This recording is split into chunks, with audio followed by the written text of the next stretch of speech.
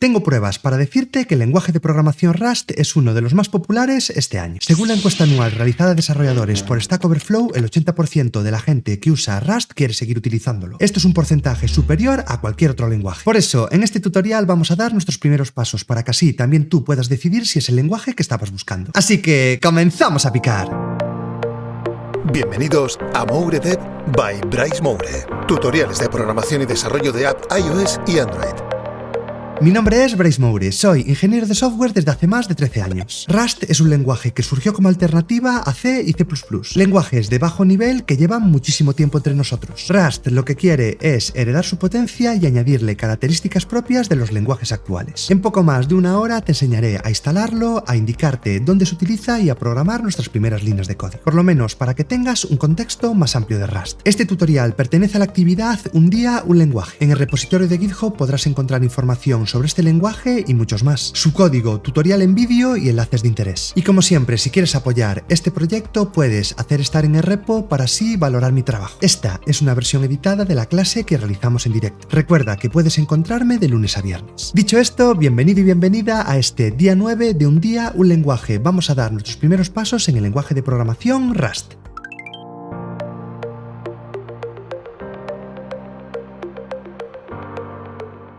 Lo primero que a mí me gusta ver es una introducción al lenguaje. A mí, siempre que de alguna forma quiero empezar a aprender algo o a, no sé, conocer algo, lo que prefiero, antes de todo, es dar un poquito de contexto. Porque si no, como que vamos un poco locos. Simplemente sería llegar aquí y decir, voy a aprender Rust, pero ¿por qué Rust? ¿Por qué se creó un nuevo lenguaje? Es decir, ¿qué intentaba la gente que inventó este lenguaje al diseñarlo? ¿Vale? Entonces, lo primero que os quiero comentar es que Rust es un lenguaje muy moderno, ¿ok?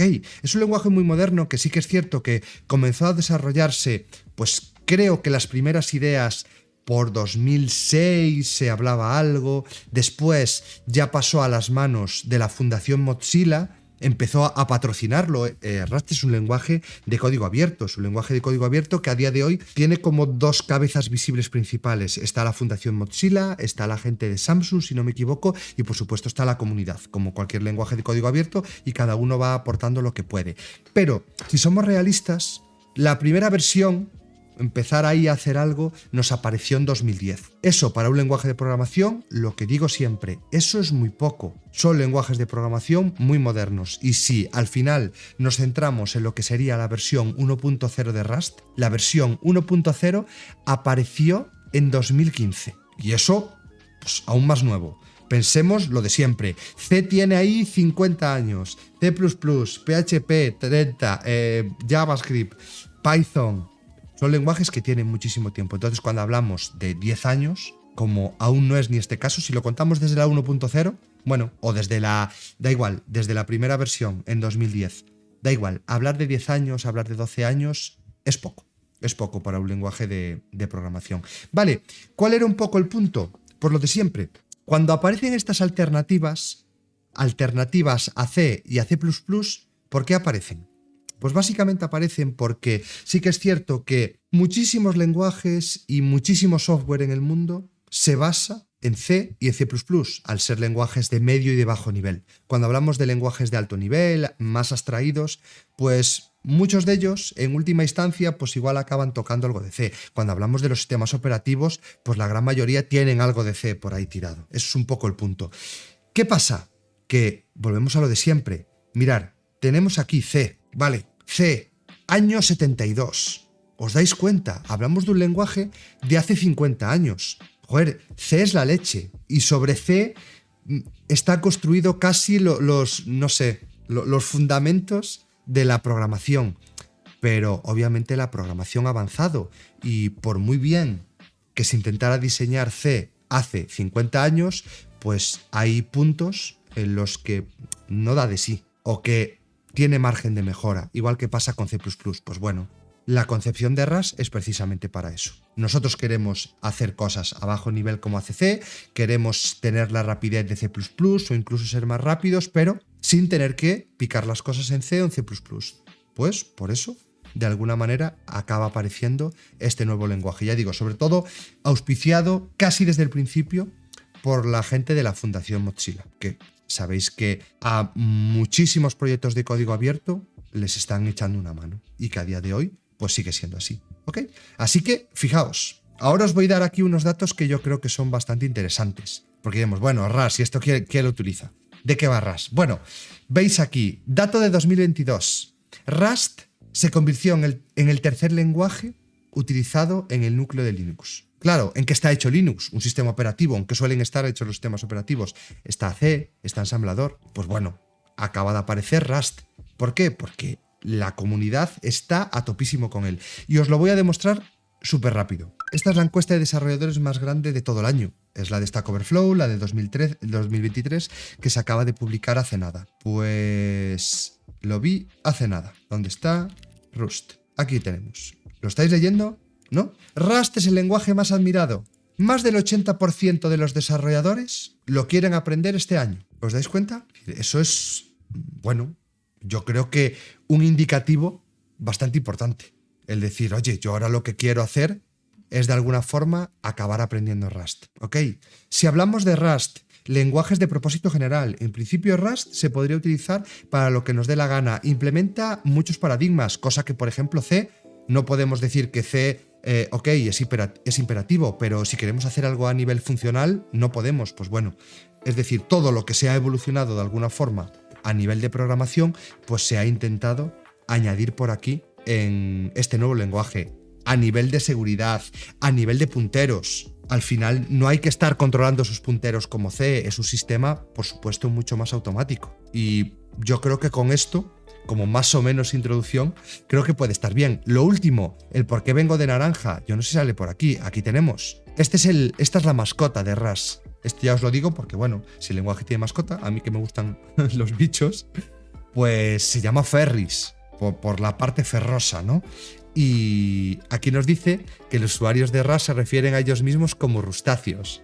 Rustaceans, ¿no? Es la palabra un poco original, ¿ok? Así que bueno, una alternativa a C y a C++, implementando muchas características nuevas.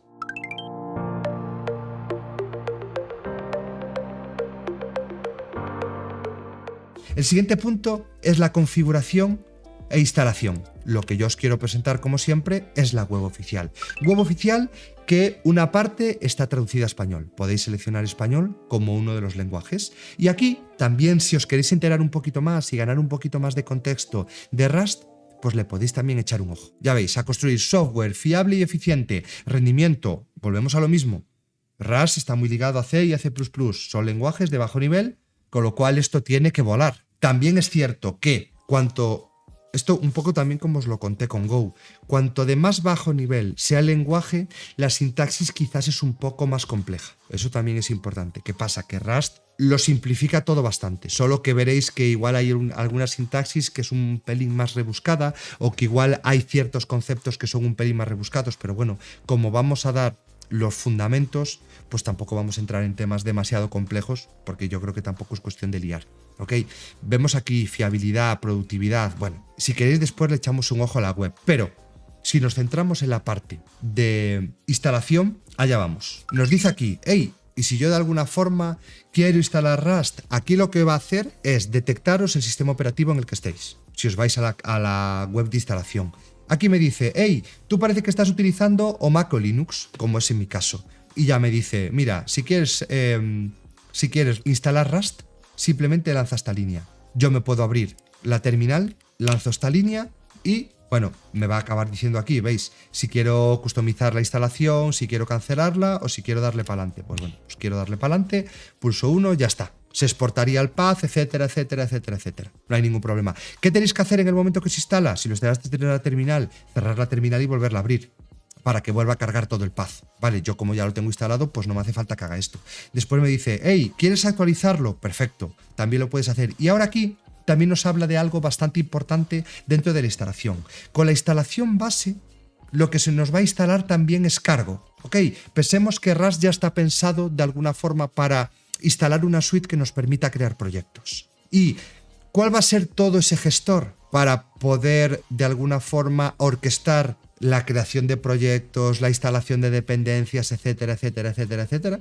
¿no? Pues bueno, se llama cargo. Y ya hasta nos está hablando de diferentes instrucciones. Pues mira, un cargo build nos vale para construir el proyecto, un cargo run, un cargo test, vale.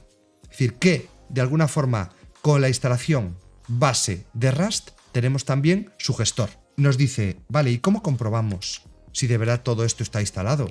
Nos dice, escribe cargo menos versión y dice, vale, mira, cargo, y ya nos está diciendo la 1.70, que es la propia versión también de Rust. Esto ya es un indicativo de que la instalación se ha hecho correctamente. Y incluso nos empieza aquí, mira, libros, aprender más de la instalación. Ya estamos viendo que yo creo que la documentación de Rust, la web, es muy buena web.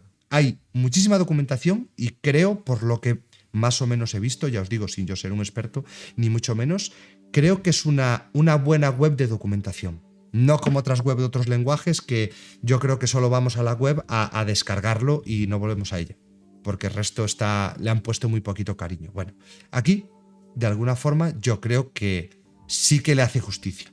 Vale, vemos ya por aquí herramientas. Ya nos estamos adelantando un poquito. Ya estamos viendo aquí editores de código y documentación. Ya vemos que de primero nos pone VS Code, ya sabéis que es un poco de los más utilizados, y ya nos está diciendo aquí cómo generar el proyecto. Bueno, llegaremos aquí, pero de momento yo creo que lo principal es quedarnos con la parte de instalación y ya, porque yo creo que antes de ponernos con la parte de creación de proyecto o hacer alguna cosilla más, yo creo que lo más importante, con esto, ya digo, ya tenemos Rust por un lado y cargo por otro. No hace falta hacer más para la instalación.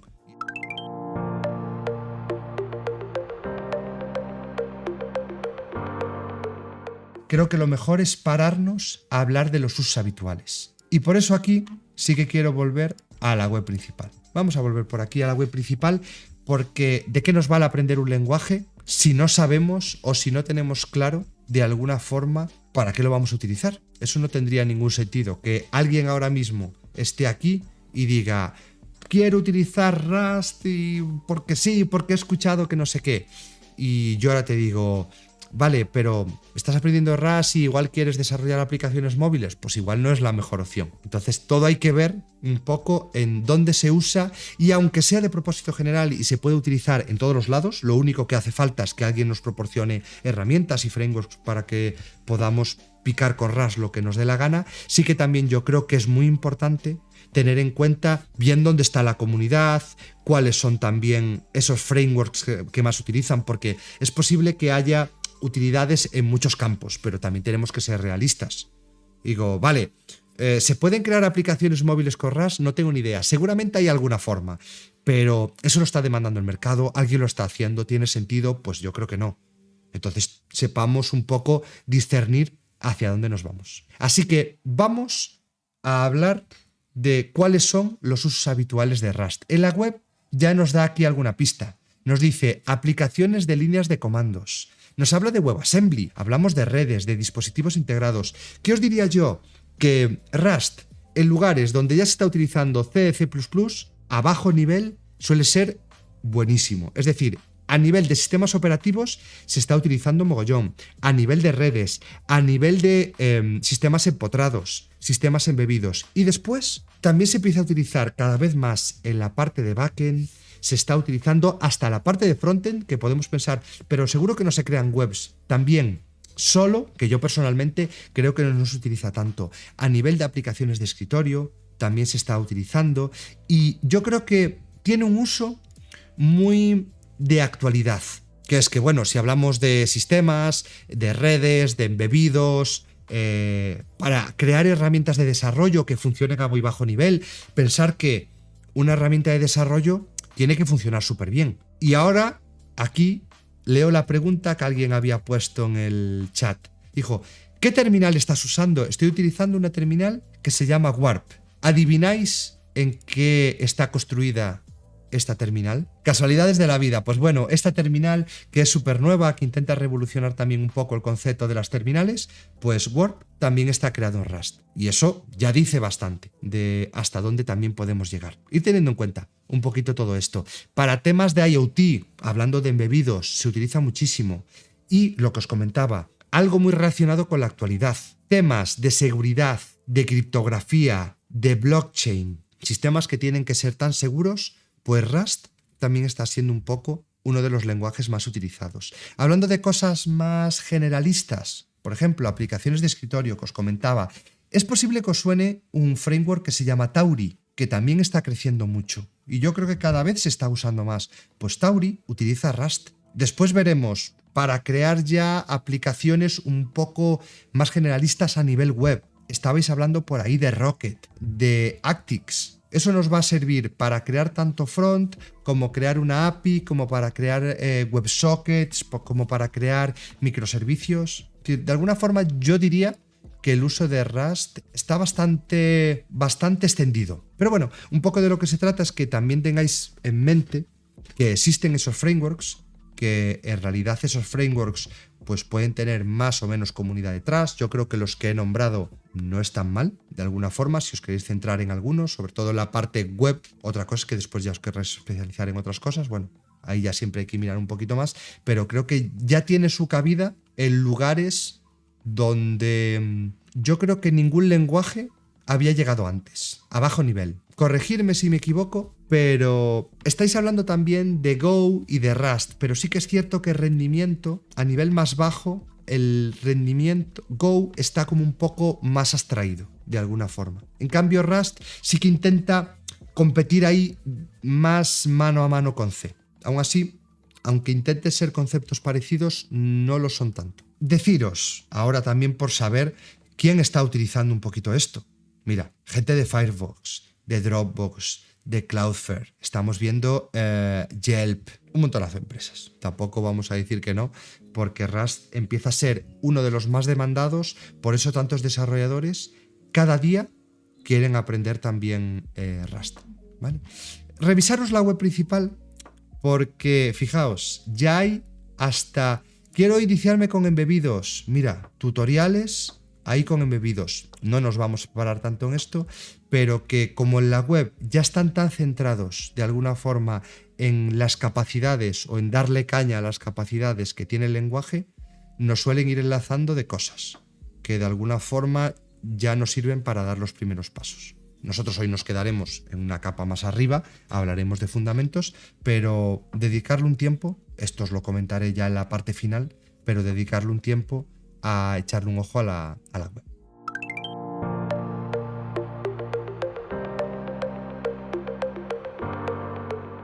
Pues yo creo que ya es el momento de hacer un hola mundo. Antes de nada, deciros que arriba, aquí creo que no lo estáis viendo, pero arriba de todo en la web encontraréis una pestaña, una opción que se llama Playground.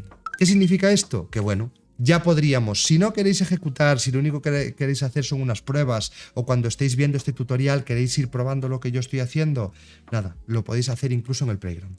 Así que tampoco os preocupe, esto es algo que suelen tener disponible pues prácticamente todos los lenguajes de programación, por lo menos para dar esos primeros pasos. Así que sepáis que existe el Playground. Si queremos hacer el Hola Mundo, ¿qué os diría yo? Arriba también tenemos una opción para comenzar a dar los primeros pasos. Tenéis también una sección que dice aquí en la parte de aprender, que dice explora Rust by Example. Esto de alguna forma nos va dando snippets de código de los fundamentos. Ya veis, hello world, datos primitivos, tipos como struct, que si los bindings, types, podéis ir haciendo un repaso. Esto os lo compartiré al final. Me vuelvo a la web principal.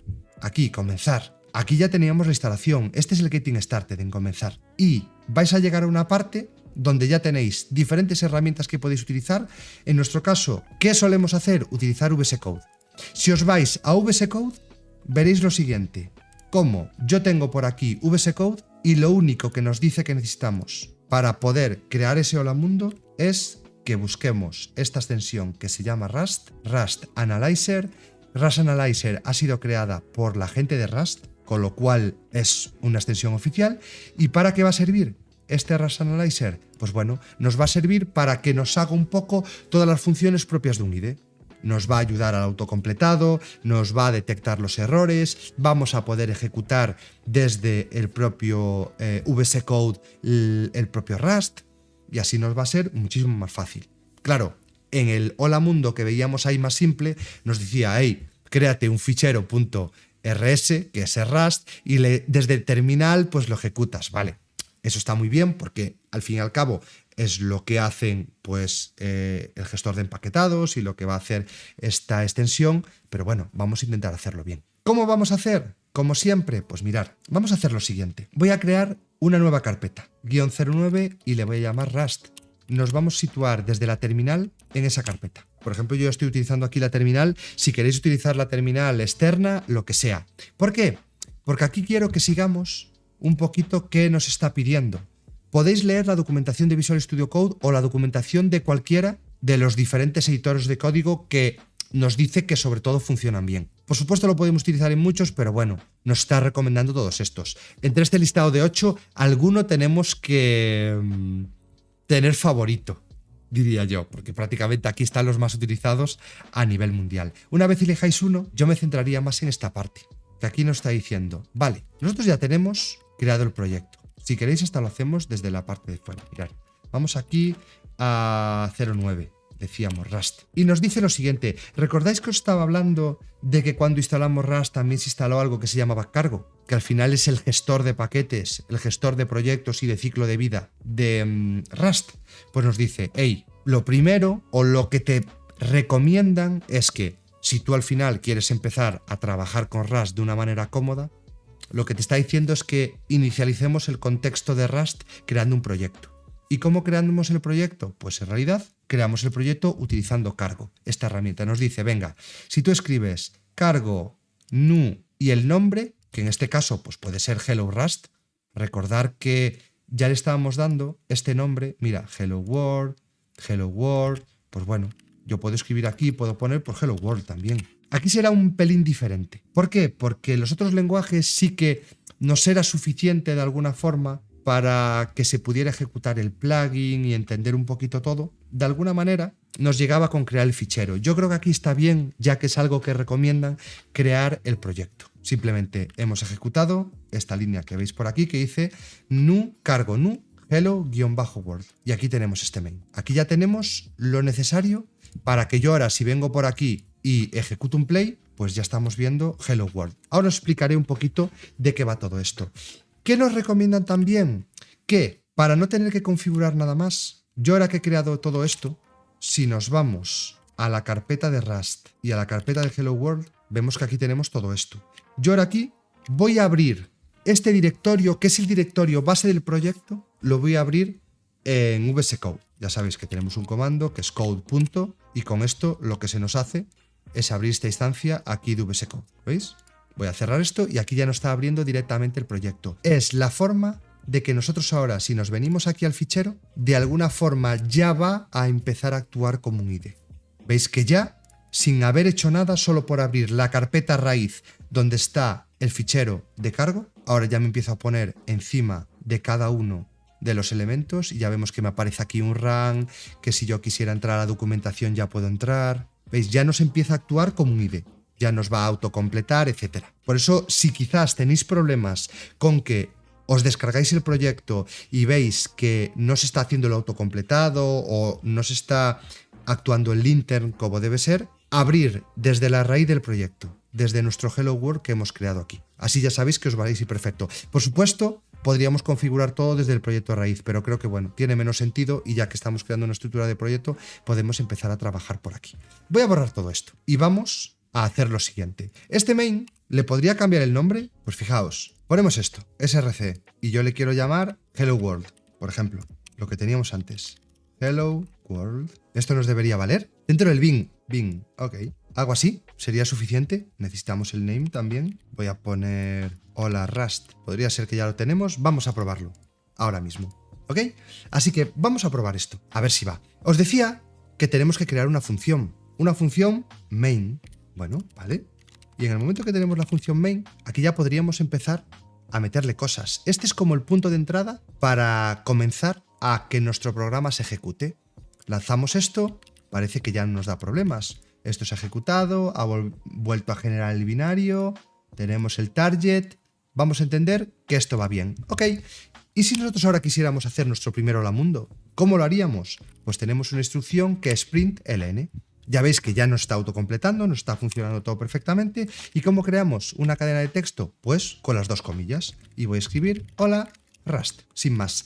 Aquí tiene algo bastante importante, que es que el println, ya veis que esta función del sistema tiene esta admiración. Bueno, ya sabéis, la sintaxis, cada lenguaje, pues tiene un punto diferente. Si yo ahora quisiera ejecutar esto, se va a ejecutar, pero bueno, digamos que en Rust las instrucciones tienen que, después de cada instrucción, veis que con una instrucción funcionaba, pero en el momento que yo ya he metido más de una instrucción, ya me está diciendo, venga, ponle punto y coma. Sabéis que a mí no me gustan nada los puntos y comas, pero bueno, aquí está.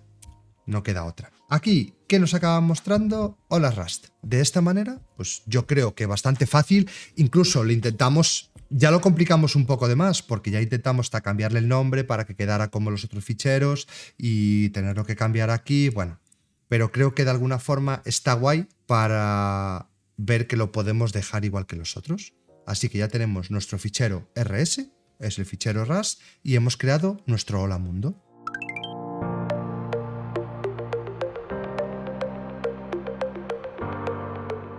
Vamos a hablar muy rápido de los fundamentos del lenguaje, aunque ya hemos comentado algunos. Si nos vamos por aquí, vemos fundamentos multiparadigma, imperativo, orientado a objetos.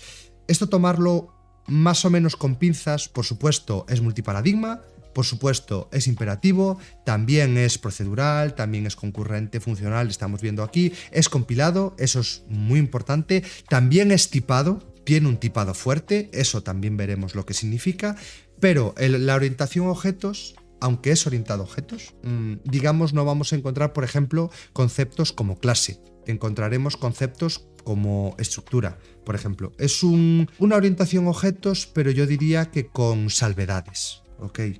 No lo veamos como la orientación a objetos que por lo menos todo el mundo piensa en Java y dice, vale, que si esta herencia, que si las clases, que si no sé qué. Bueno, no es tanto eso. No es tanto eso, pero en cierto modo sí que posee ciertas características de los lenguajes orientados a objetos. Hablando de, yo que sé, más fundamentos, si queréis saber fundamentos, os vais aquí a la página principal, os vais a la sección de aprendizaje y aquí os va a contar bastante los fundamentos. Incluso si os vais aquí a la parte de la biblioteca estándar, os va a hablar también de los fundamentos. Si os vais a los primeros pasos que hemos visto antes, también os va a hablar de los fundamentos. Yo diría que puntos más fuertes de Rust a nivel de seguridad, a nivel de ausencia de errores, el control de la memoria es mucho más simple que el resto de lenguajes de bajo nivel. ¿Ok? Tiene un tipado fuerte. Introduce características muy propias de sistemas más modernos. Hablamos de la concurrencia, de los hilos. Eso va a estar mucho más presente que en otros lenguajes de bajo nivel. Por eso también funciona muy bien para procesos, para operativos, para backend, etc. ¿Ok? Y yo diría que, quitando eso y que quizás la gestión de errores también es muy buena, yo creo que podrían ser los principales fundamentos.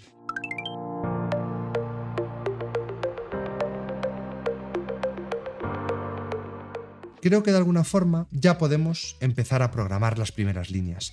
Así que aquí vamos a empezar por lo de siempre. Si yo quiero empezar a programar, ¿qué es lo primero que tengo que conocer de Rust? Vale, pues vamos a hacer un repaso igual que hicimos en el resto de lenguajes. En el resto de lenguajes del Un día un lenguaje fuimos haciendo repasos por las partes más fundamentales del lenguaje de programación. Para por lo menos que nos enteremos y digamos, vale, esto es más, menos amigable, que si, a ver cómo está esta curva de aprendizaje de este lenguaje, o que es que me lo estás comparando con C y C es un coñazo. Bueno, pues ¿cómo tendría que hacer yo cada una de estas cosas?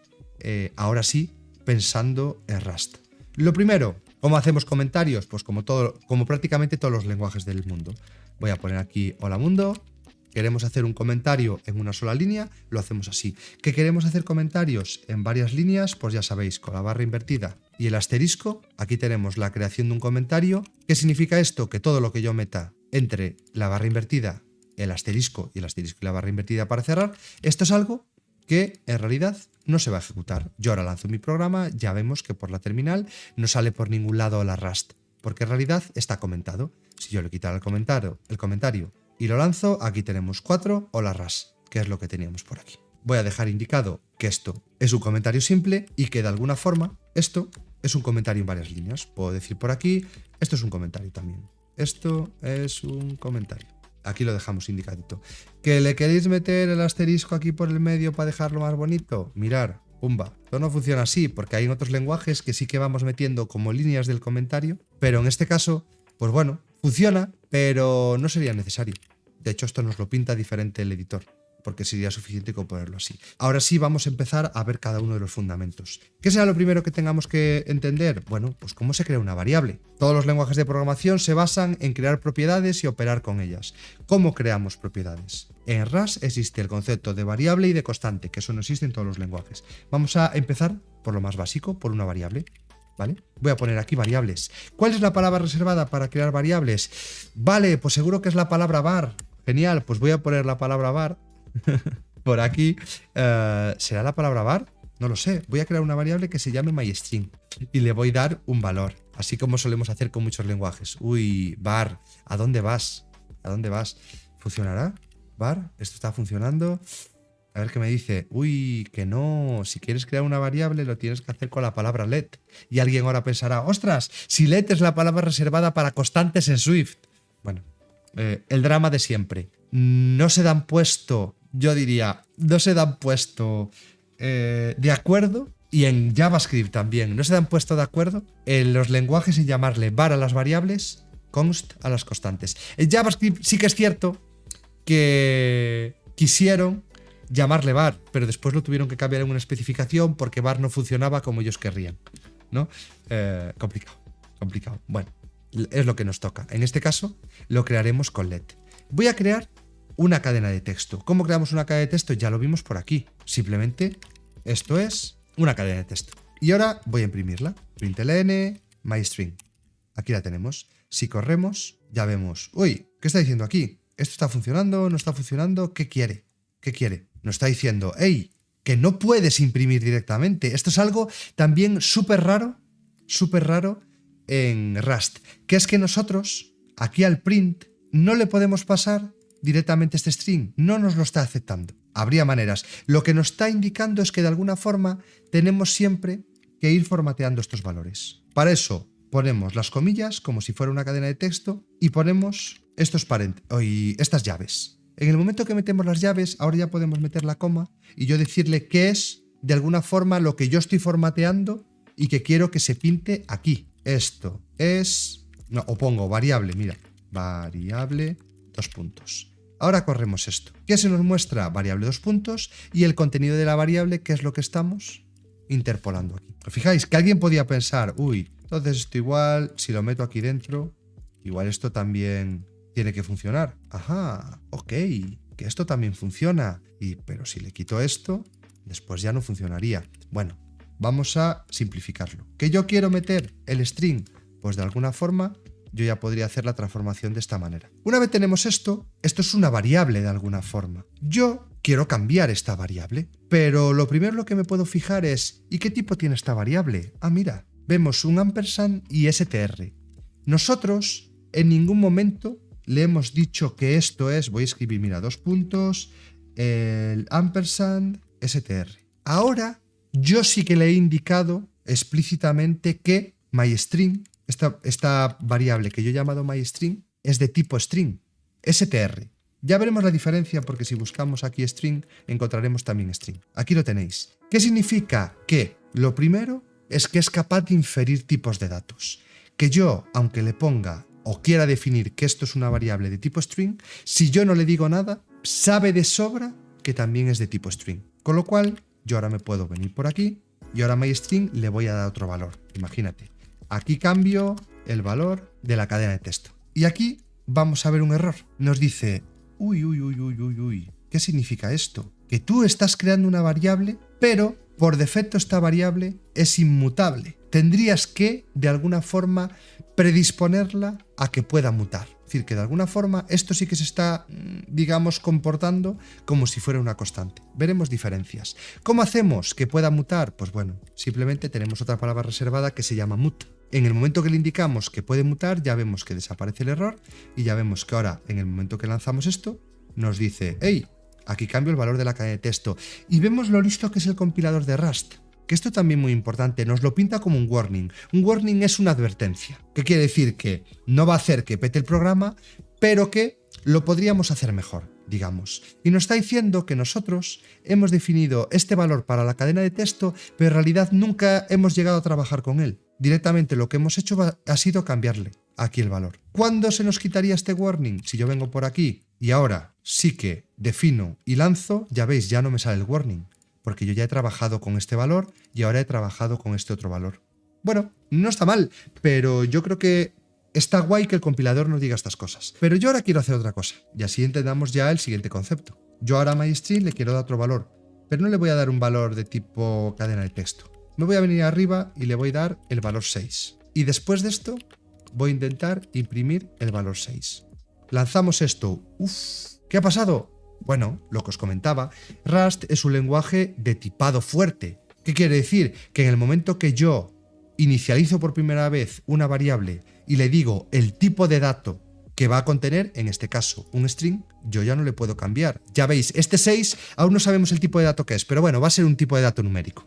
No va a ser un string, es lo importante. Y ya nos está diciendo, hey, tú tienes definido un string, pero hemos encontrado un integer, un int. Con lo cual, esto es un error. Nos venimos por aquí y lo dejamos comentado porque esto no lo podríamos hacer. Acabaría siendo un error de alguna forma. Vamos a seguir entendiendo más cosas de alguna forma. Yo diría que hemos visto este tipo de data string, pero me voy a crear aquí otra variable, let, y le voy a llamar myString2. Hemos visto algo, que puede existir el tipo de dato string. Con el tipo de dato string, ¿cómo lo haríamos? Mirad, os digo cómo se define. Si yo ahora pongo esto y creo aquí, pues no lo sé.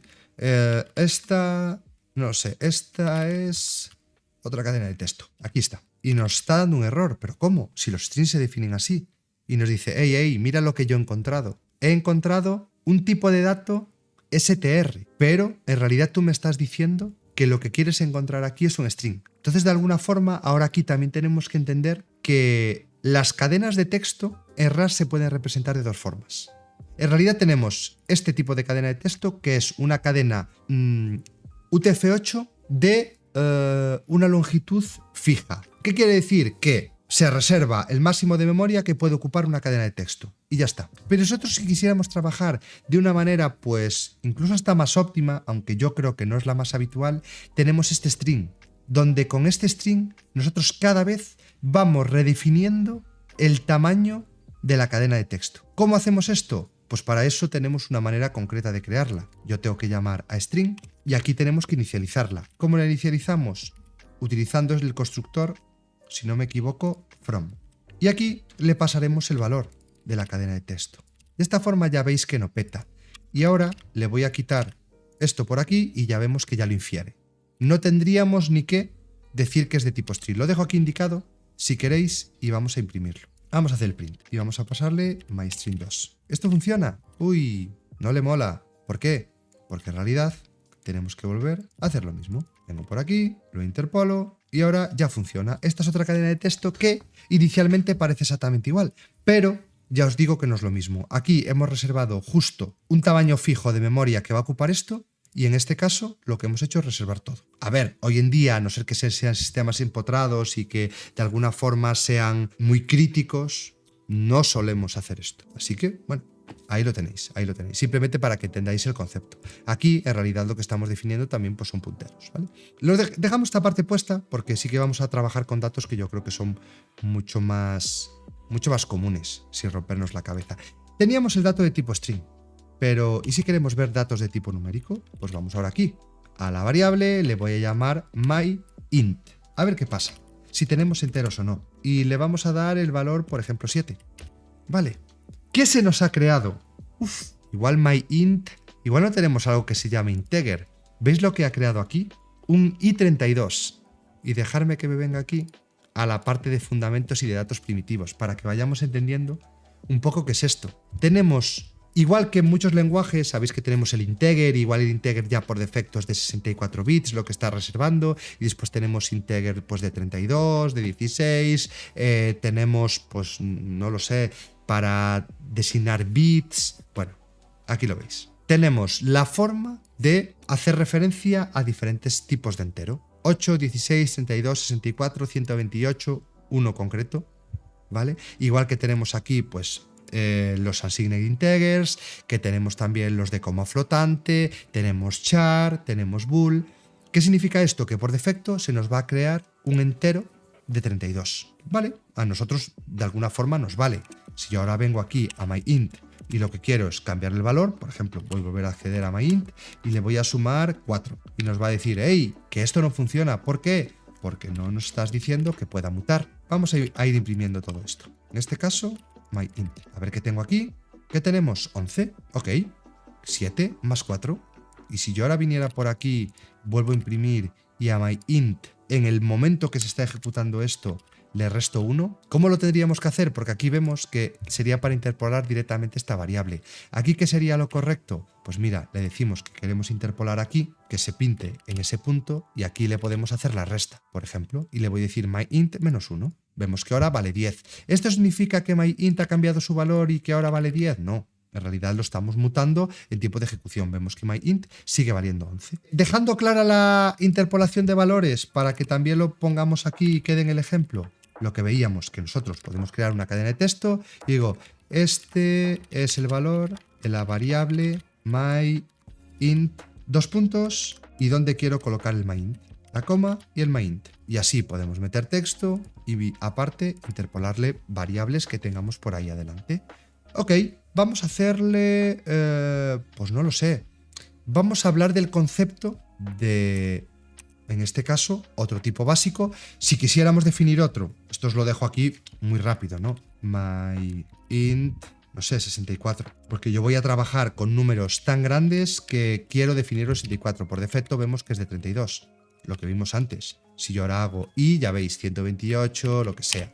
Si quiero que sea de 64, lo tengo que redefinir yo de alguna forma. Así ya no llegaría la inferencia de tipos, sino que yo tendría que indicarle, no, en concreto no quiero que decidas tú, lo voy a decidir yo, el tipo primitivo que quiero que utilices. Vale, igual que tenemos los enteros, por supuesto, yo voy a poder crear por aquí pues una variable que sea decimal de alguna forma. ¿Cómo le podemos llamar? Pues no lo sé, myFloat, por ejemplo, por la coma flotante. Y aquí le voy a dar el valor, pues 6,5. ¿Qué me dice? F64. Fijaos qué cosa más curiosa. Cuando creamos por defecto un decimal, nos lo crea de 64 bits. En cambio, cuando creamos un entero, nos lo crea de 32. Lo mismo de siempre, que nosotros queremos operar con este, por supuesto lo podemos mutar, lo podemos cambiar, lo podemos imprimir por aquí, ya está. Vamos a hacer diferentes pruebas. Imaginaos que yo ahora vengo por aquí, llamo a myFloat y ahora a myFloat le quiero asignar un nuevo valor, que es lo que ya vale myFloat más lo que vale mi entero. Y nos dice, uy, no puedo porque no puedo mutar, voy a mutarlo. Esto no funciona, ahora vamos a volver a imprimir el valor de myFloat. Veis que hay algunos lenguajes que podrían dar este problema. ¿Lo veis? Y nos dice, este es un tipado súper estricto. Que hay lenguajes que, aunque tengan tipado fuerte, permite mezclar, por ejemplo, datos numéricos. Como yo aquí tengo por un lado un float y por otro lado tengo un integer, ya no me deja hacer cosas con ellos juntos. Así de claro. Ya sabéis un poco cómo funciona. ¿Qué pasa? Bueno, en estos casos pues siempre hay maneras de que nosotros podamos empezar a realizar transformaciones para poder operar con ellos. Eso también puede ser algo que podamos utilizar. Pero ya os digo que en este caso, y esto no mola porque aquí el compilador en realidad ya no está avisando de que, bueno, como está pasando el código por aquí, hay otros lenguajes que el compilador aún funciona mejor y aquí lo que nos intentaría decir es que ya existe un error y no podemos hacer nada. Aquí no nos avisó hasta que intentamos correr el programa. Así que pensar que esto en realidad vuelve a ser un error. No podemos mezclar estos tipos. Tendríamos que, en tal caso, hacer transformaciones para poder utilizar cualquiera de ellos. Es decir, lo que tendríamos que hacer es o pasar el float a entero y perder el decimal, o pasar el decimal a float. Así, en el momento que los dos tipos sean iguales, pues ya podríamos empezar a hacer cosas. ¿Qué más cosas podemos ver? Bueno, os puedo dejar indicado, mira, os hago aquí un myFloat 2 y os lo pongo por defecto de 32 para que entendáis que aquí, si queremos hacerle algo concreto, sí que lo tendremos que cambiar nosotros, si no va a inferir el de 64. Último tipo de dato primitivo, dentro de los más habituales, pues los booleanos, ¿no? Vamos a crear ya No vamos a caer en la trampa, vamos a poner que va a ser mutable y le voy a llamar myBool. Es decir, un tipo de dato booleano.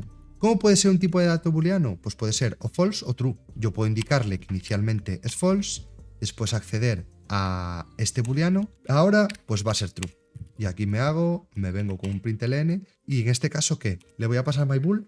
Esto va a funcionar, va a petar. Como es un booleano, sí que va a permitirlo. Olvidaros. Siempre, de alguna forma, yo voy a tener que trabajar de esta manera. Ahora ya cuando corro, ya va a funcionar. Si veis un warning es por las cosas que podemos estar utilizando o no utilizando. Por ejemplo, aquí me está diciendo, hey, fíjate que tú estás definiendo que sea mutable myFloat2, pero no lo estás mutando. Pues ahora lo que nos dice es lo siguiente, myFloat, que no lo estamos cambiando, aquí lo veis, ya nos está dando un error, ahora nos está diciendo el myBool, que nos dice, hey, no has trabajado con el true, pero en cambio lo estás poniendo aquí.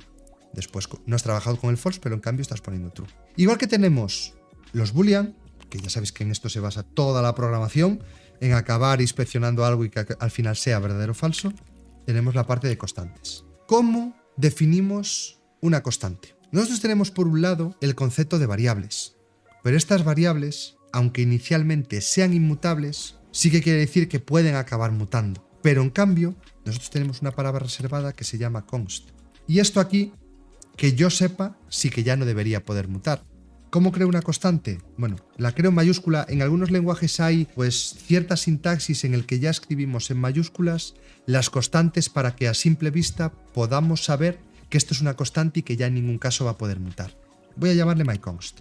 Y esto va a ser una cadena de texto, mi propiedad constante. ¿Qué tenemos aquí? ¿Qué nos dice? Uy, aquí quizás hay algún problema. ¿Esta palabra reservada const puede funcionar? ¿Existe la const como tal? ¿Qué creéis? ¿Con qué problema nos estamos viendo aquí? Igual nos faltaba por definir, pues no lo sé, el tipo de dato. ¿Le decimos que es un string?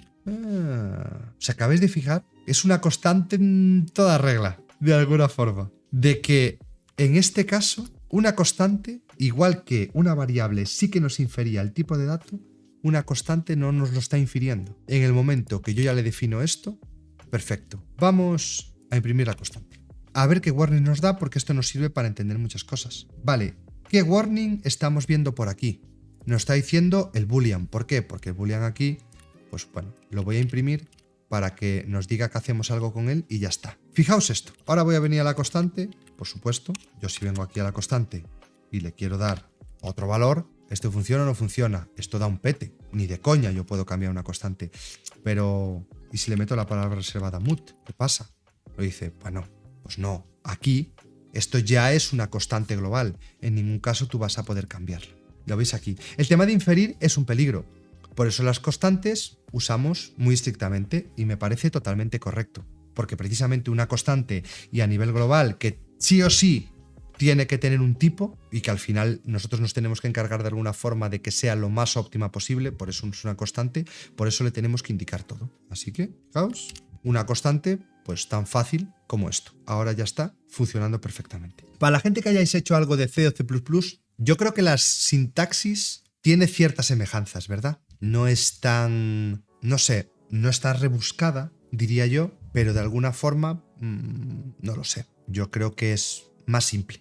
El tema es que la constante nunca bajo ningún concepto puede mutar. Y en cambio, las variables en realidad sí que pueden variar. Sí que les podemos indicar nosotros que, llegado el caso, pueden llegar a variar. También entran otros conceptos, como al final el ámbito, también donde actúan, etc. Esto nos pasa también algo parecido, y esto suele pasar en estos lenguajes de bajo nivel, en muchos casos porque estamos trabajando muy cercanamente a los punteros. Porque si recordáis, o si conocéis, por ejemplo, lenguajes como Kotlin, nosotros podemos crear una estructura y nosotros tenemos que utilizar diferentes implementaciones. Si creamos una estructura, aunque sea una variable, que va a variar o que no va a variar. Espero que se entendiera más o menos eso.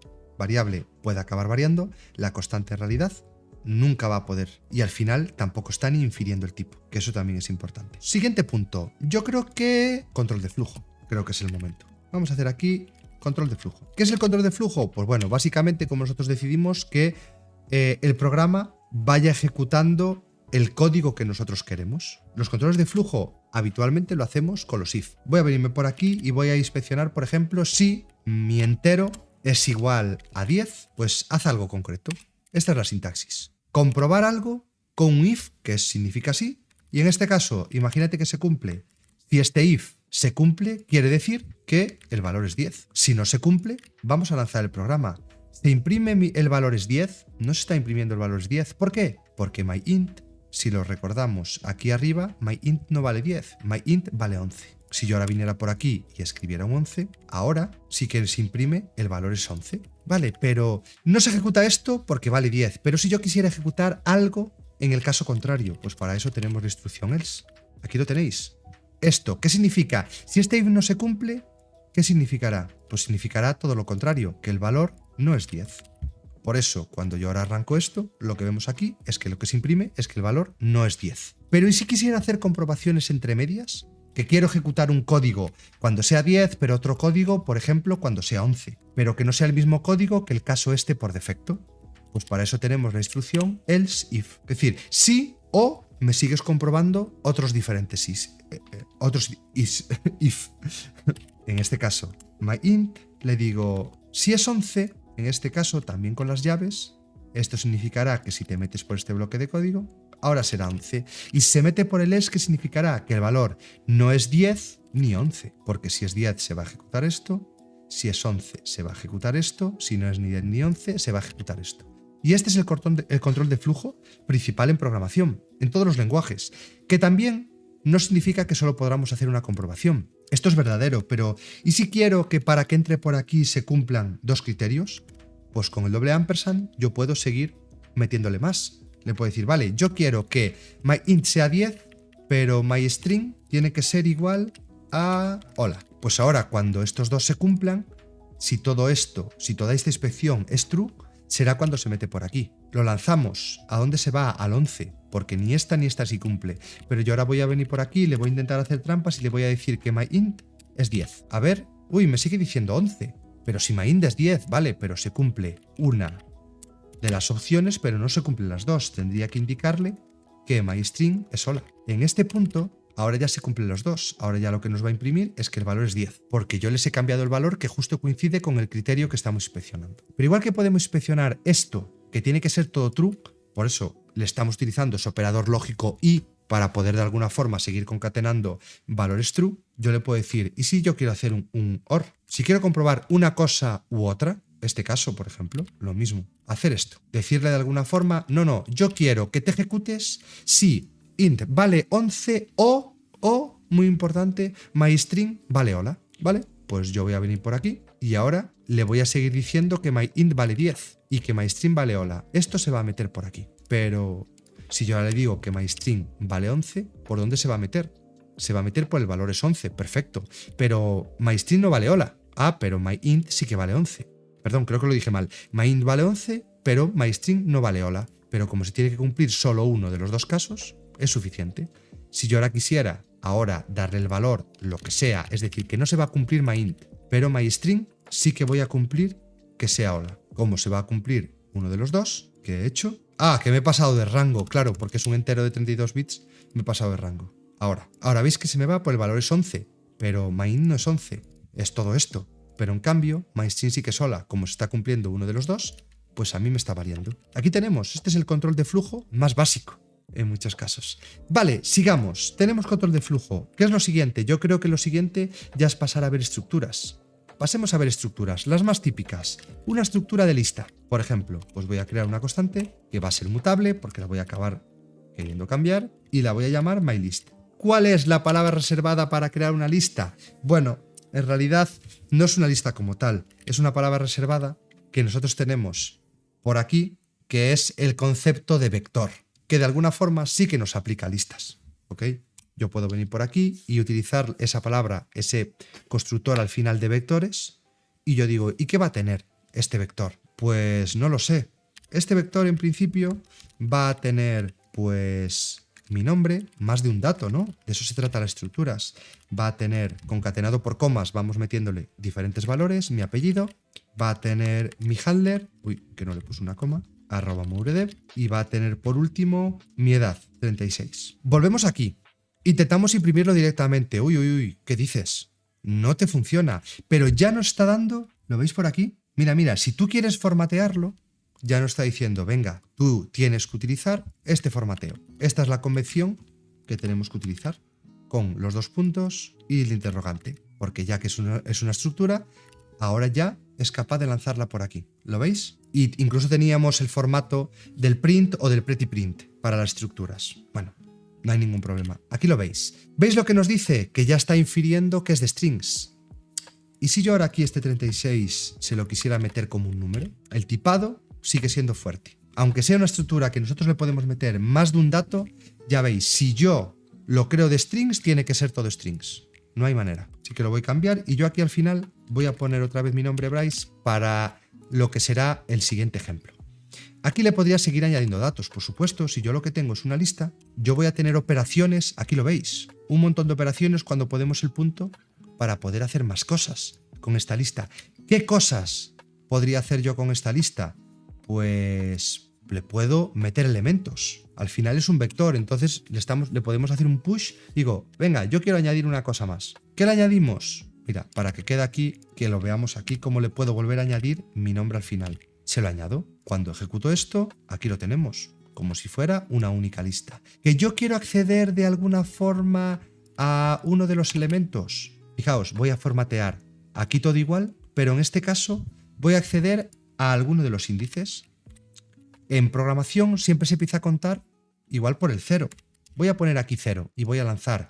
Esto lo vemos aquí, Bryce. Pero yo como ahora ya estoy llegando al string directamente, ¿qué creéis? Que yo ahora igual ya no tengo que intentar formatear nada, que ya puedo acceder directamente a este valor. ¡Puedo! ¿Os fijáis que está haciendo aquí un raro? Dice, no lo estoy entendiendo.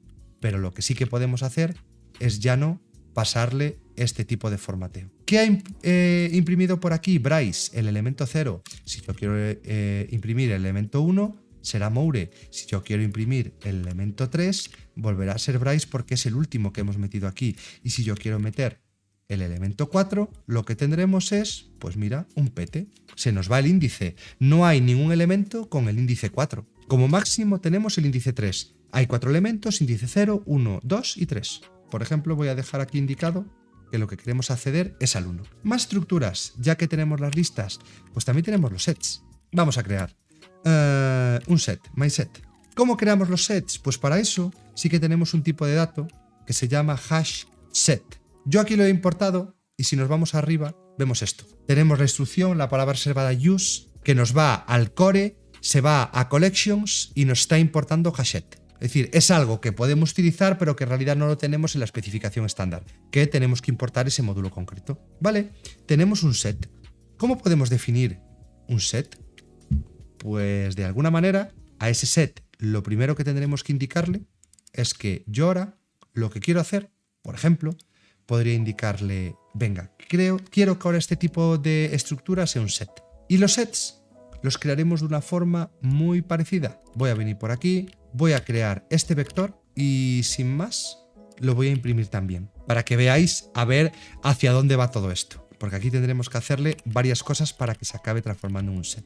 Tengo todo esto, lo lanzo y me dice pete. ¿Por qué? Porque el hashSet le tendremos que indicar el tipo de dato. Ok, pues te voy a indicar el tipo de dato, no te preocupes. Voy a decir que es de tipo string. ¿Vale? Ya hemos indicado esto. Pues voy a volver a lanzar. ¡Ey! Seguimos teniendo un problema. ¿Y qué nos dice? Vale, tú, con la palabra reservada vec, lo que estás intentando crear en realidad es un vector, es una lista, lo que vimos antes. De alguna forma tenemos que acabar transformando esta estructura, este vector, tenemos que acabar transformándolo en un hashSet. Y para ello tenemos un par de instrucciones. Aquí que tenemos el into_iter, porque al final lo volvemos una estructura iterable y le acabamos diciendo que se cree con un collect. Esto que acabará creando, si queréis esto lo lanzamos aquí a la siguiente, bueno, no se entra en esta línea, no nos da ningún problema. Y ahora vamos a volver a lanzar esto. Y vemos que ya no nos da problemas. Y lo que ya está imprimiendo de alguna forma es un set. Pero vimos que este set nos ponía aquí unas llaves. ¿Y si yo ahora le creo esto con unas llaves? ¿Qué pasa? Uy, perdón, quería quitarle esta parte. Porque a veces os tengo dicho que la manera en la que esto se imprime podría ser la forma de creación, pero ya estáis viendo por aquí que en el momento que guardo lo cambia. Así que no le hagáis caso a cómo lo está imprimiendo, simplemente lo está imprimiendo entre llaves para que nosotros entendamos de alguna forma que esto es un set. ¿Qué significa que esto sea un set? Que yo a este hasset, yo vengo por aquí. Le voy a intentar añadir algo, no lo sé.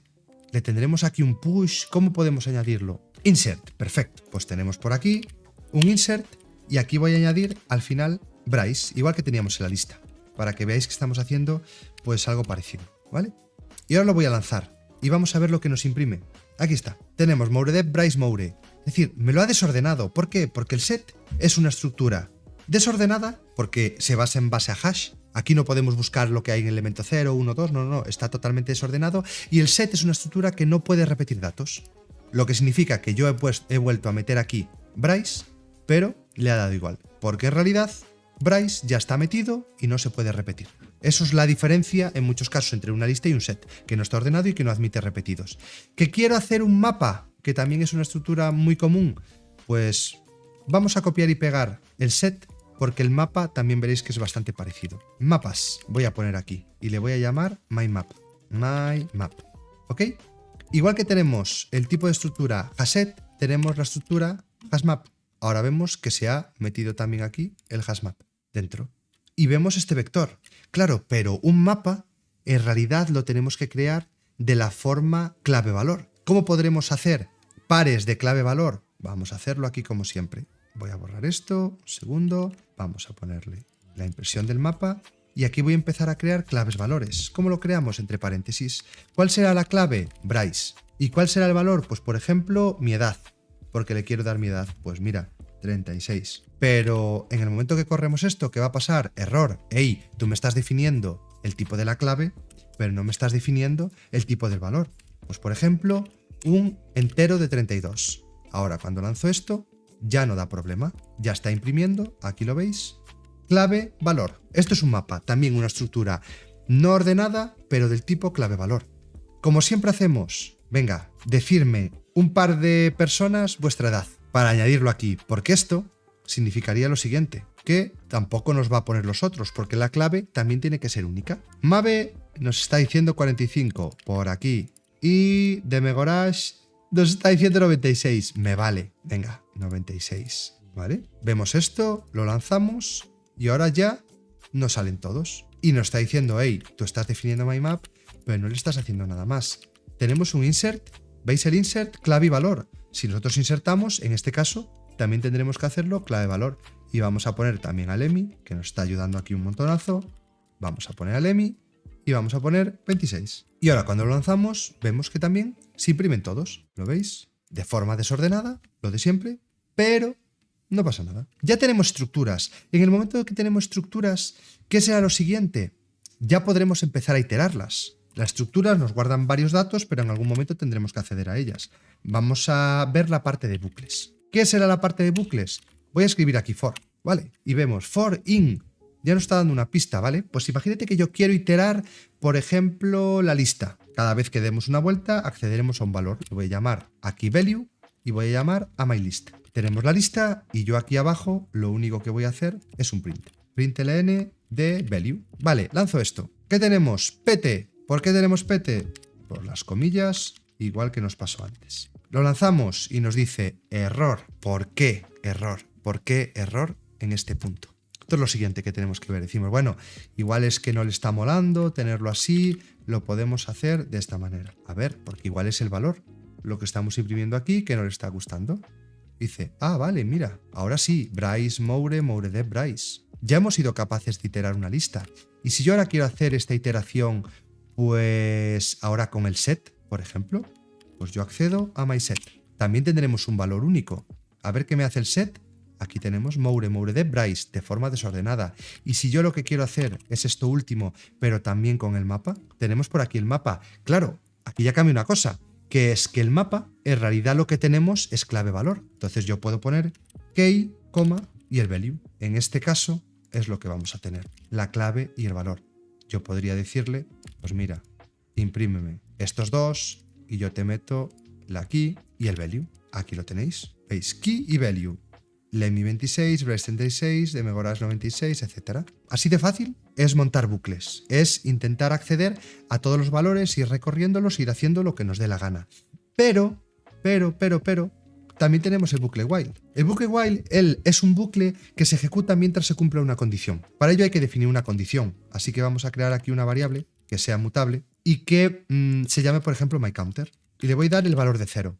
¿Por qué? Porque cada vez que nosotros, por ejemplo, lleguemos aquí, podemos decirle, mira, tú ejecútate mientras el contador pues sea menor que la longitud de la lista. Voy a acceder a la lista, myList, a len, esto es la longitud, y así, mientras va a intentar darle una vuelta, voy a venir por aquí, voy a hacer un print de myList, por ejemplo, y voy a acceder a cada uno de los valores, que va a ser el valor de myCounter. Aquí está, tenemos el valor de myCounter. Esto de alguna forma ya nos está indicando qué significa, que voy accediendo poquito a poco, primero contador 0, después, ¿qué pasaría? Que esto siempre va a valer 0, con lo cual esto es un bucle infinito. Yo tendría que asegurarme de que cada vez que yo entro aquí, debería incrementarle 1. En algunos lenguajes nos deja hacer el más, que aquí nos deja... No nos deja. Tenemos que hacer un más igual 1. myCounter, cada vez que entra el bucle, le suma 1, con lo cual... el punto y coma, perdonad. Vale, esperar, porque ahora sí que creo que tenemos que montar aquí el puntero. Nos va a hacer falta el puntero. ¡Ah, claro! Cierto. Aquí nos está diciendo que en realidad nosotros teníamos problemas por cómo habíamos utilizado aquí la lista. Porque si no me equivoco, aquí la lista, aquí sí que estamos. Esto sí, ¿verdad? Aquí está. Perdón, aquí me equivoqué. Aquí estamos accediendo a la lista. Y teníamos un problema de que estábamos primero accediendo a ella y después queríamos volver a utilizarla aquí, ¿vale? Pero teníamos que darle la capacidad primero o de iterarla, que estáis diciendo por ahí, venga, a myList le podemos hacer un iter, básicamente, o que si no, aquí, como estábamos accediendo a cada uno de los valores, pues tendríamos que acceder como si fuera un puntero. De hecho, lo mejor en todos estos casos, pues sería que yo montara estos for. Yo creo que de esta manera, como vamos accediendo a cada uno de ellos, pero manteniendo el puntero, ¿vale? Así seguiría funcionando todo y ya estaría, ¿vale? Nada, se me olvidó hacer esta parte. Esto es algo raruno, pero sí que es cierto que tenemos que acordarnos de hacerlo, si no queremos que se pierda al final esa referencia. Venga, que ya estamos acabando. Nos queda lo siguiente, que lo vimos al principio, que son las funciones, que creamos una función llamada main, pero que en realidad no hablamos de lo que son las funciones. Las funciones al final no dejan de ser bloques de código que nosotros aislamos. Voy a crear con la palabra reservada fn una función, myFunction, por ejemplo. La creamos con los paréntesis y las llaves. Listo por aquí. Y voy a hacer un print y voy a decir que, no lo sé, esto es una función. Ya la tenemos. ¡Hala! ¿Qué pasa? Yo ahora tengo este código. Si quiero ejecutar justo lo que tengo en este código, yo puedo llamar a mi función. Hago esto, llamo myFunction y en el momento que llega a este punto se invoca la función y ejecuta este código. Por eso aquí escribe, esto es una función. ¿Que yo quiero ejecutar la función 3 veces? Pues lo llamo 3 veces. Desde 3 puntos de mi aplicación, lo que sea. ¿Para qué son las funciones? Aíslas código y te sirve para reutilizarlo de una forma muy simple. Así que aquí tenemos el concepto, diría yo, de funciones. Y ya el último concepto que quiero que veáis de alguna forma es el concepto de estructuras. Aunque sea un lenguaje orientado a objetos, no tenemos clases como tal. Lo que tenemos es esto, struct. Aquí le podría dar un nombre, yo que sé, myStruct. ¿Cómo definimos la estructura? Pues así, sin más. Nombre de la estructura. ¿Y qué tenemos dentro? Propiedades, porque lo que estamos creando, aunque sea una estructura, pues valga la redundancia, es una estructura lo que queremos representar. Imagínate que yo quiero que esta estructura acabe representando una persona. Pues aquí podría tener una propiedad que fuera el nombre, name. Y yo le voy a decir que esta propiedad pues puede ser un string, como vimos antes. Y va a tener otra propiedad que sea la edad, age. Y esto va a ser pues un entero de 32, por ejemplo. ¿Y qué hacemos? Tenemos que separarlo por comas, ¿vale? En el momento que tenemos esto, si yo ahora me vengo aquí y digo estructuras, vamos a crear una variable y le voy a llamar myStruct. Y vamos a hacer lo siguiente. Claro, yo ahora quiero llamar a mi estructura, myStruct. ¿Y qué pasa? Con esa estructura, de alguna forma, necesito la capacidad de poder construirla. ¿Y cómo podría poder construirla? Bueno, pues aquí seguimos hablando de características propias de los lenguajes orientados a objetos. Esta estructura, en realidad, yo la podría acabar de alguna forma extendiendo e implementando en un constructor. ¿Cómo podríamos hacer esto? Que es algo que se parece bastante al concepto que tenemos de clases. Tenemos una palabra reservada que es la implementación. ¿Y qué quiero implementar? Quiero implementar en la estructura. Y aquí yo dentro le podría crear una función que al final acabara representando ese constructor. Fijaos, esto es un poquito más rebuscado, por eso os digo que tiene las características de lenguajes orientados a objetos, pero no de una manera tan abstraída. Yo aquí podría crear, esto es una manera aquí de trampear para que entendáis cómo existe también ese concepto, que tendremos la estructura, pero también tendremos la forma, de alguna manera, que yo diría de simular también esas clases. Yo aquí le podría decir que esto, lo que va a recibir son justo los parámetros que yo tengo en la estructura, el nombre y la edad. Y cuando ya tengo esto, yo podría decirle, bueno, pues de alguna forma, yo podría decirle, ale, myStruct, ahora yo la voy a definir con un nombre y con una edad. ¿Cuál es el nombre? Pues el nombre puede ser el nombre que teníamos por aquí. ¿Y la edad cuál puede ser? La edad que nos llega. Fijaos lo que tenemos aquí. Yo estoy simulando una especie de constructor. Aquí nos venimos. Yo ahora en myStruct, que vimos aquí, yo ahora podría acceder a su implementación y ahora tendría un new. Y a ese new le podría pasar, pues por ejemplo, mi nombre, que es Bryce, y por ejemplo mi edad, que es 36. Y así yo ya podría venirme aquí, hacer un print y imprimir justo estos parámetros. Si yo ahora llamo a myStruct, ahora tendré un parámetro que será el nombre, name, y myStruct, que es age. Esta implementación, esta función, en realidad lo que tenemos que hacer es que devuelva, como función, tiene que acabar devolviendo la estructura. Es decir, que podría, entiendo que es mejor esta opción, que en realidad nosotros le digamos que lo que va a recibir es un string y de alguna forma yo ahora ya aquí, claro, le digo que la estructura lleve un string, que nos va a ser más fácil para no tener que trabajar con estos punteros. Ahora aquí sí que recibo un string dinámico y yo lo que le indico aquí es que sí que quiero crear un string from el string. Y esto sí que se lo tengo que meter al nombre. Ahora esto sí que no se llama string, se llama name. Vale. Ahora esto sí que sí. Aquí lo tenemos. Perfecto. Y ahora tenemos la parte de la creación y cómo yo ya puedo acceder a cada uno. Ya lo veis aquí, Bryce y 36. Podemos trabajar con las estructuras tal cual, aquí lo habéis visto. Yo podría generarme una estructura e inicializarla así o intentar simular un constructor, que esto es algo más parecido, ¿vale? Es algo más parecido a lo que de alguna forma entendemos que se nos asocia a lo que son las clases que tenemos en muchos lenguajes de programación. Ya veis que tiene ciertas peculiaridades, pero nada que no sea algo que no vamos a entender en el momento que empezamos a trabajar con él. También estamos hablando de que es un lenguaje para hacerle competencia a C. C aún es mucho más complicado.